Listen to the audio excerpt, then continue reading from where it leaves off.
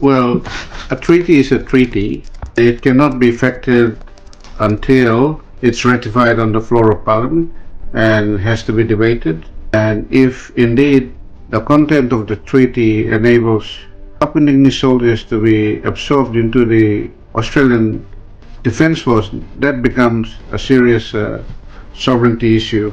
So whilst a treaty can be also regarded, I think at this stage, as a communique is only an understanding.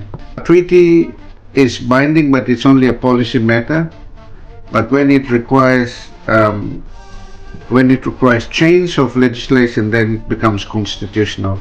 So I reiterate once again my media statement during the week by many media outlets in Papua New Guinea and overseas, trying to draw me into the debate of where Papua New Guinea stands in relation to superpower rivalry and the implication on small Pacific Island state.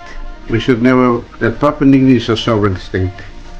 In 1975, our government declared that we are friends to all and enemy to none. But this brings to the core of the issue right now. The issue right now is who is the threat in the Pacific? And I say that Papua New Guinea does not see any other foreseeable threat in the future. So therefore, to be drawn into the geopolitical rivalry or debate with US and Australia, who perceive China and North Korea as the threat, is not necessarily the same as our threat. So I reiterate once again, whilst the Prime Minister Marape has the prerogative to go ahead and sign treaties and communicate, is only at the cabinet level. But at the parliamentary level, at the legislative level, it will require a change in constitution.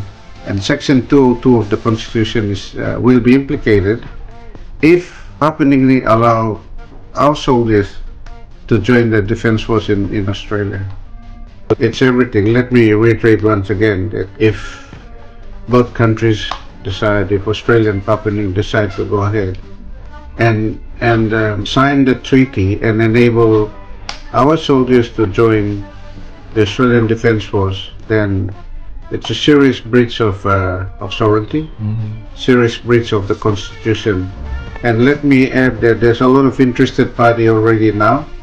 If this treaty goes ahead and be signed, then many very learned constitutional lawyers are prepared to take the government to court to prove that such a relationship allowing Papua New Guinean soldiers to join the Australian Army is highly illegal and highly unconstitutional and unlawful, because we are a sovereign state. We are no longer a colony of Australia. In 1975, we drafted our own constitution and we became a sovereign state. And if Australia wants to invest in the PNG, then it should invest in its capabilities, not taking our soldiers into the armed forces. That's illegal. That's the point. That's the point that I was making. Well, we have a very close relationship with China. We have a trade. It's a trading partner. We continue to embark on our defense cooperation with China, and we continue every year. There's an increased number of Papua New Guinean officers and public servants going to China. So more and more interaction is taking place. So it doesn't change our position. It doesn't change our position even after 50 years. We're a sovereign state, and therefore our sovereignty is respected. Our constitution is respected. And as far as the general view of Papua New Guinea is concerned, is China is not the enemy.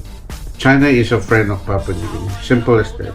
And just because China is investing in the Pacific, it doesn't necessarily mean that China is the enemy. That's the way other countries see.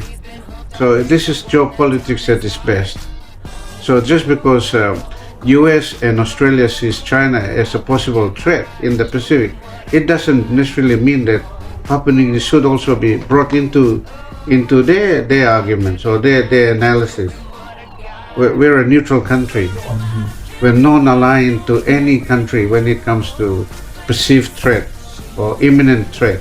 Because as far as we're concerned, China is not our military threat or any other threat for the same matter.